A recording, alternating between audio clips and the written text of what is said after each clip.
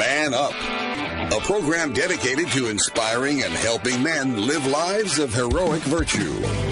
And now, it's time to Man Up. Welcome to Man Up on Iowa Catholic Radio. We are broadcasting on the Iowa Catholic Radio Network. I am Joe Stopulos, and today is the second part of my conversation with my father on this Heroic Fatherhood series. Let us start in prayer. In the name of the Father, and the Son, and the Holy Spirit. Amen.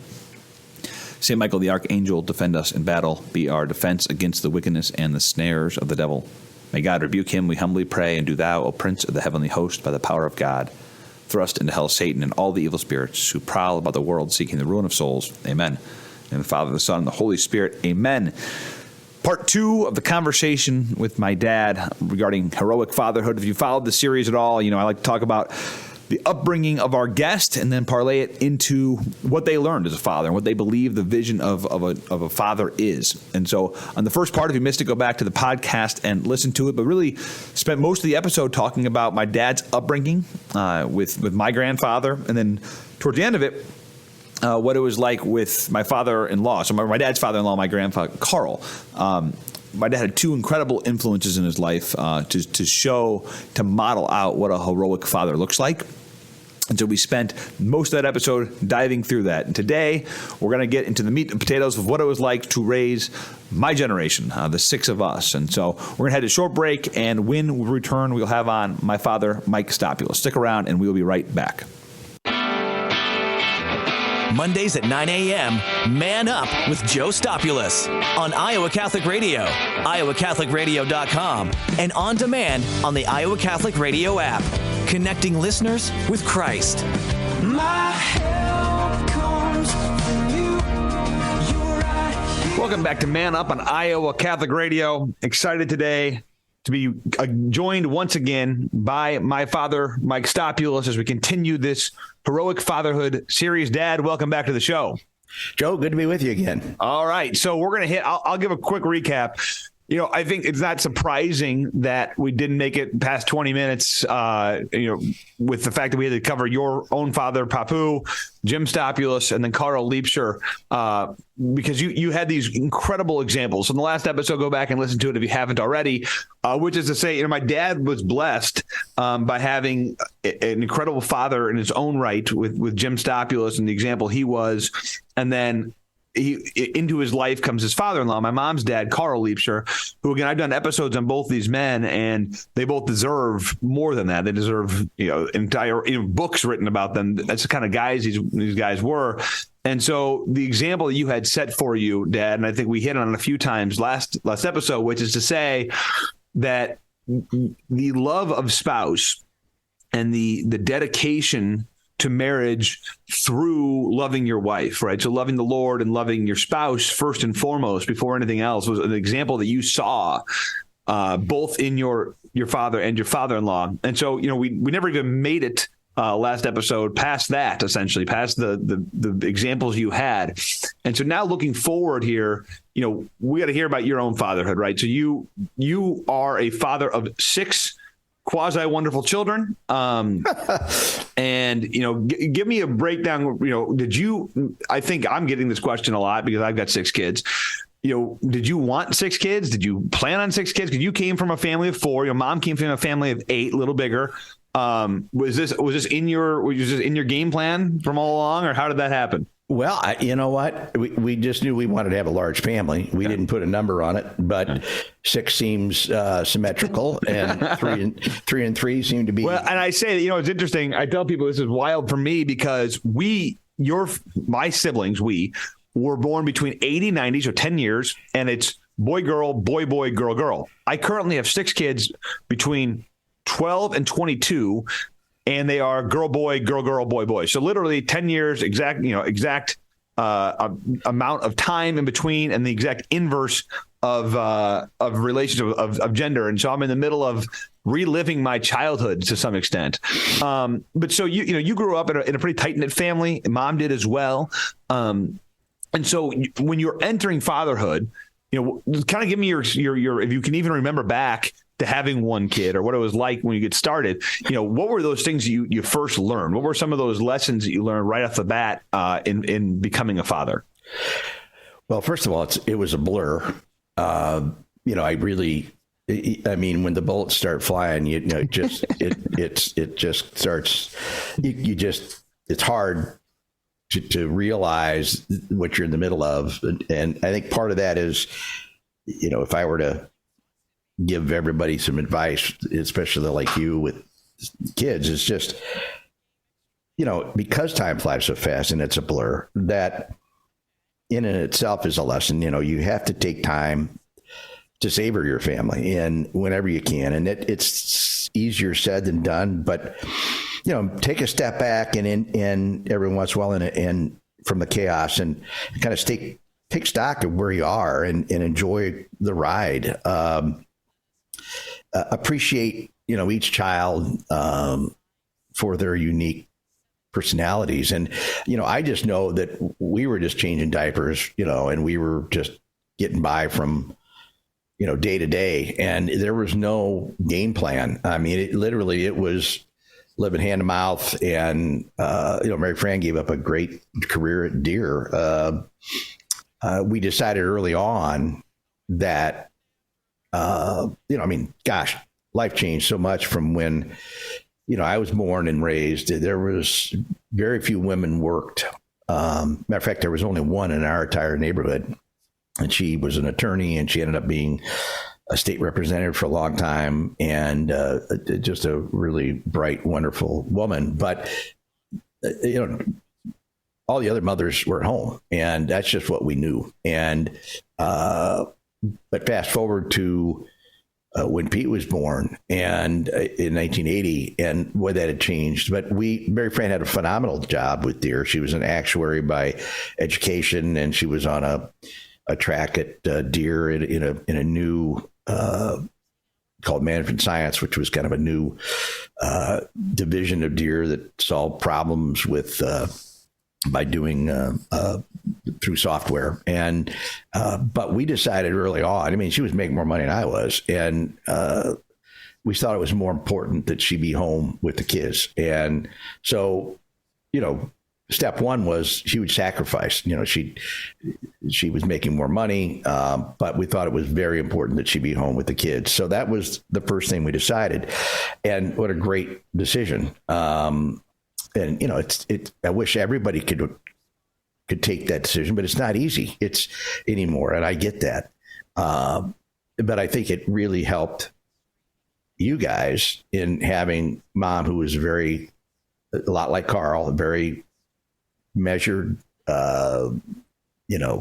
creative person to at home to guide you during the day while I was out trying to make a living. And it was tough, but it really, I guess the biggest lesson is, you've got to just take that time. And one regret I have probably,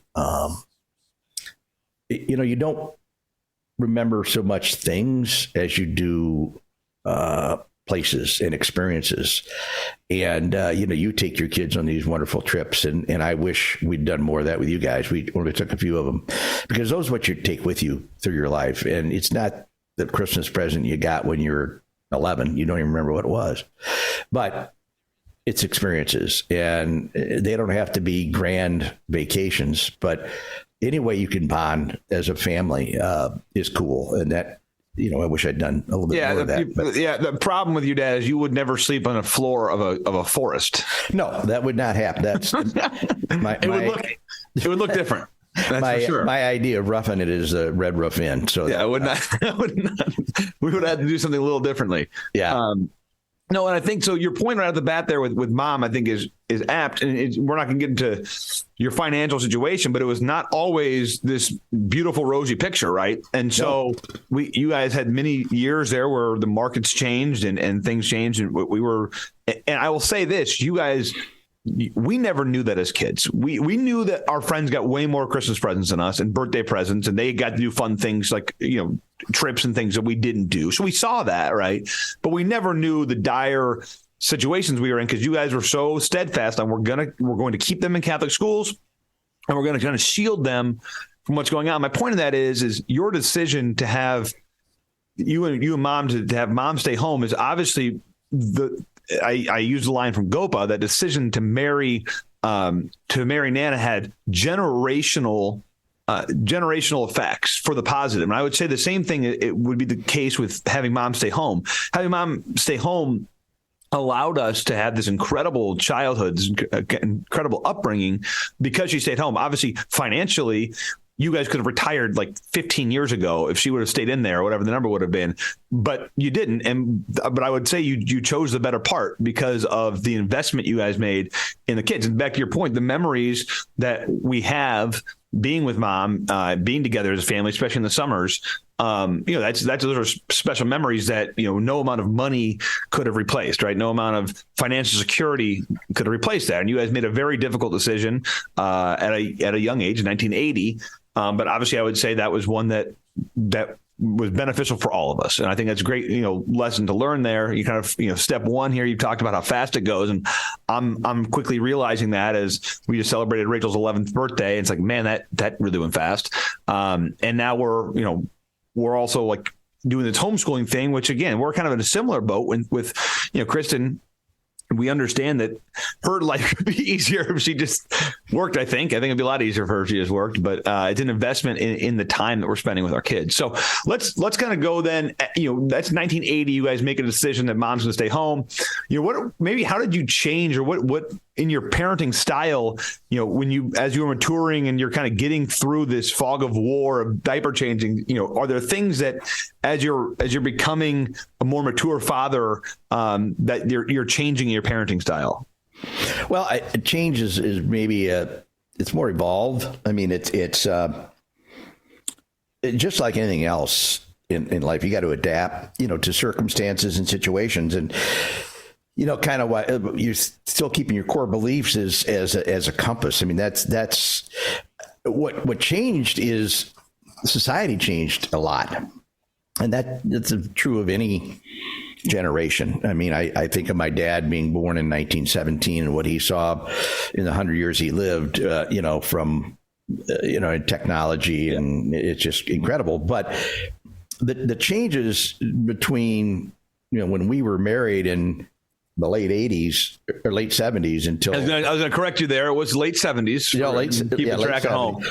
No, and up till 2000 were amazing. I mean, the potential impact on the kids with regard to the advances in technology and the societal norm shifting, Nintendo to MTV, to latchkey kids, there was no such thing growing up. So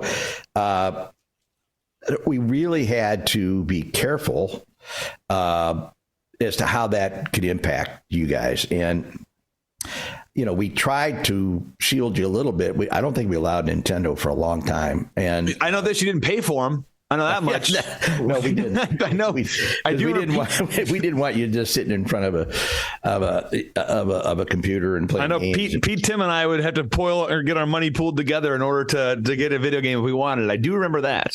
Yeah, well, and I do know that Facebook, by the time, say, Annie was in junior high school, it's hugely influential. And so all these things made parenting more challenging. But part of that is you need to, first of all, I believe in giving kids plenty of rope. And you have to stand away. I mean, as much as you want to micromanage things, you want them to fail from time to time. You learn more from failure sometimes than you do from success. And as instinctive as it is to want to protect your kids, you have to back off every once in a while and just say, hey, this is a learning lesson. And you kind of let them get their nicks and bruises.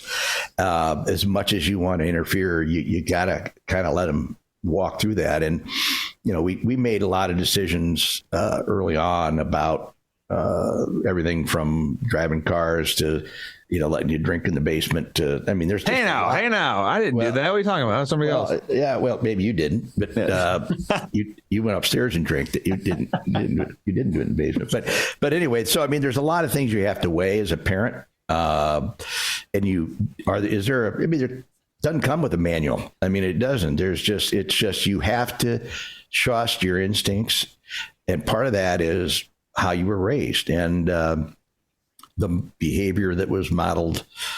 You modeled. And well, I think that goes back to the comment you made, the comment about Gopa. If it's not between heaven and hell, if this is not something that's going to be morally, you protect them as much as you can, and allow them flexibility and freedom on these things that are not going to jeopardize their soul was a big thing you guys are really big on. And, one of the analogies I've heard is, giving kids a huge fence, right? So if you have borders, but it's really far away, so you allow them to explore this space.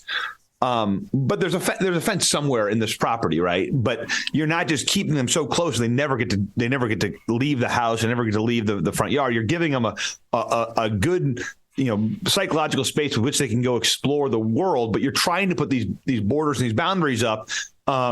And I remember there are times when you guys obviously it's making it sound like you're this laissez-faire parent. You guys had strict rules that we had to abide by, but they were far enough out that we could trip and fall and learn to pick ourselves up.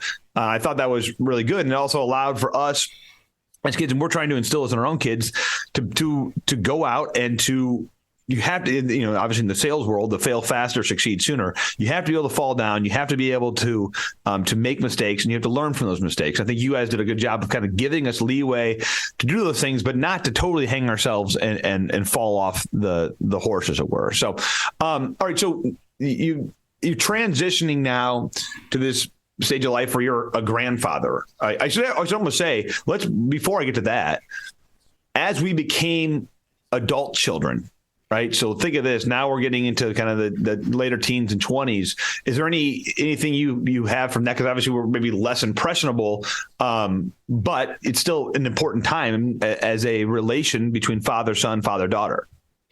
Well, again, it transitions from it's important that when you're, first of all, you love your kids unconditionally. That's a number one.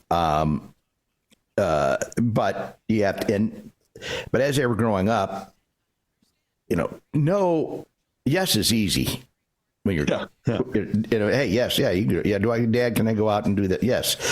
You sit there and you go out, but no is hard. What do you mean? No, I mean, a job as a parent when you have kids is you got to give them limits and then you have to be able to say no, and you're not there to be their friend. Transition to when you're college and out of college and young parents, all of a sudden that dynamic has changed. You are friends. It's a different type of friendship, but and the closeness is different. It isn't a parent-child, rearing dynamic. It's really we're friends and we're adults together. And, even though we're generationally different, we have a lot of the same in common. We have the same things in common. We're raising kids and you're going through it and we're there to, it's a different dynamic. And, raising kids, it's in a golf analogy there, there's no mulligans, there's no do-overs and in raising kids. And if from afar we see something that we don't think is right, we very well may say something. We kind of feel like we don't want to step on somebody's toes, but if it's something we think is something's askew, that's where we'll step in and as a friend, having gone through parenting, say, hey, you know what, you might want to think about this way. And so it's a different dynamic for sure.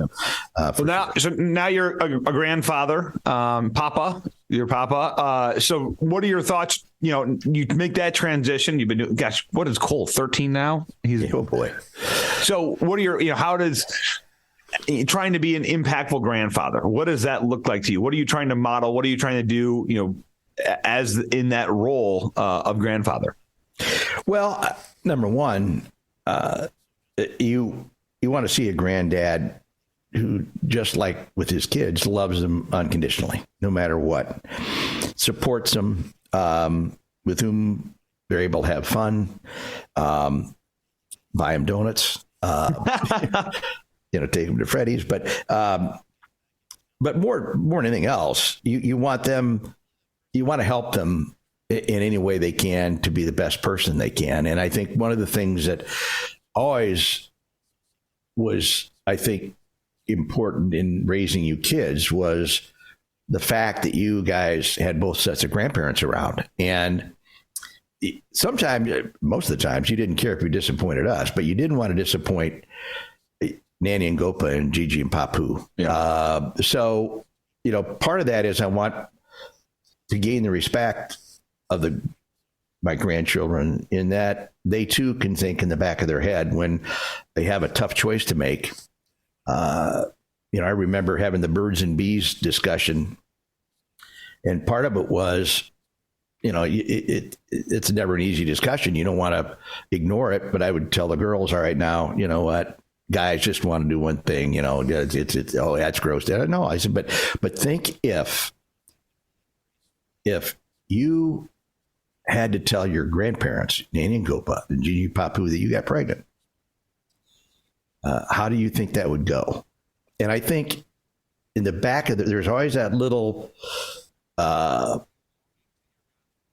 thing, angel on their shoulder. I think, and more than once, I've heard them tell me, you know what? It stuck with me. I don't want to disappoint them.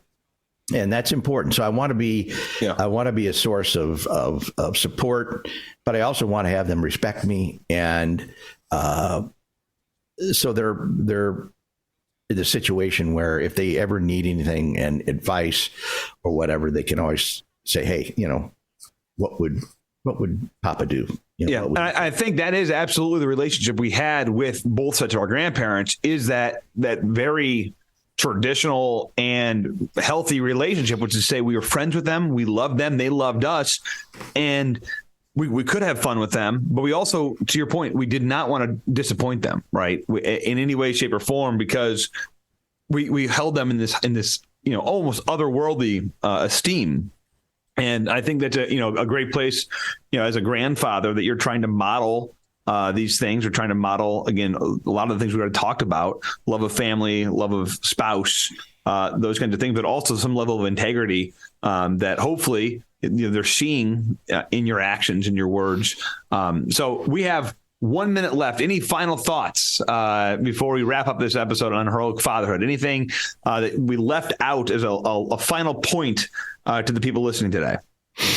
I tell you what, I don't know. We could have talked for hours, but again, I think it's back to loving your wife and setting that example and having that patience with your kids to let them make mistakes, and but again, establishing a moral compass for them, throughout their life. I know that we worried sometimes whether the kids would stray from the church or going to mass, and I think what we did was and there were times that some of them would, but it's kind of a reboot and getting back to their roots and their moral roots that we established years ago through not only us, but Nanny and Gopa and Gigi Papu. And I think there's a great point right there. So obviously we saw it from Gigi Papu and Nanny and Gopa, the steadfastness in the faith, whether obviously every Sunday mass, but then also we daily masses. If you were at noon mass in Davenport, you would see Gopa and Nana there every single time. And so, but then also with you guys, right, there was that steadfastness in the faith. We never missed Sunday mass in our lives. We knew that you guys were going to mass. We knew especially during Lent, that you're going every day. We knew these things. And I think that is that level of consistency in the faith, that even when, if you gave someone enough rope that they might venture off, they saw in you someone they respect, and Gigi and Papu, people they respect, Nana and Gopa, people they respected, that was important to these people who I respected and these people who I think the world of.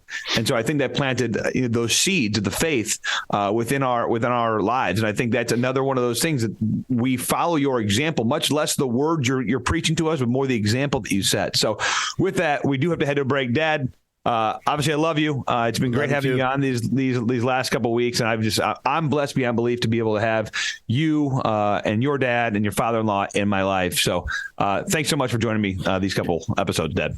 You bet, Joe. Love you. All right. We're going to head to a short break and we'll be right back. Mercy One is proud to support Iowa Catholic Radio. Mercy One has convenient locations right in your neighborhood. From unexpected illnesses to regular checkups, Mercy One is here for you. Schedule online at mercyone.org. Support for Iowa Catholic Radio comes from the Catholic Tuition Organization. Reduce or eliminate your Iowa income tax and instead give to the Catholic Tuition Organization and receive 75% Iowa tax credits. These tax credits are going fast, so reserve yours today and learn more about the Catholic Tuition Organization at ctoiowa.org. ctoiowa.org. The bottom line, it's for the kids and their futures.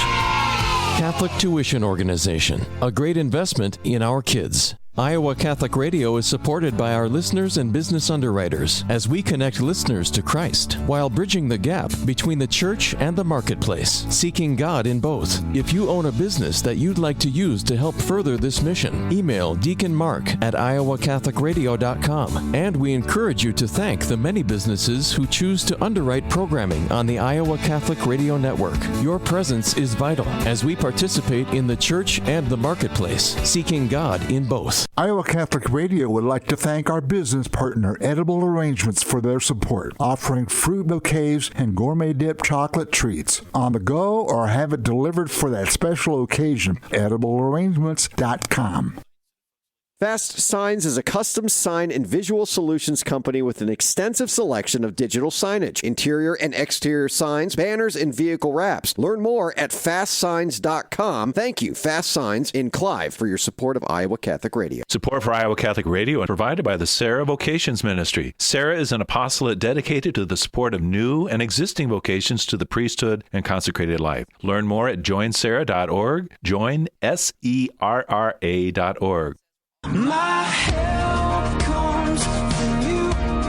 You're right. Welcome back to Man Up on Iowa Catholic Radio. My thanks to my father for joining me for these last 2 episodes on this Heroic Fatherhood series. And I think it's obviously appropriate that I would highlight him at some point. I was obviously hoping to, and I've talked about him so much. And I remember one of the first men's talks I ever gave back in Davenport. He happened to be in there, and I got pretty choked up when I was talking about it, when I was kind of giving him a nod there in the audience, to the audience about the awesome experience I had, the incredible experience I had. And the only reason that I'm even talking at all on the radio is in large part to my father and my mother, who raised me the way they did and gave me the guidance and the freedom to grow, but also gave me the steadfast faith, which I have today.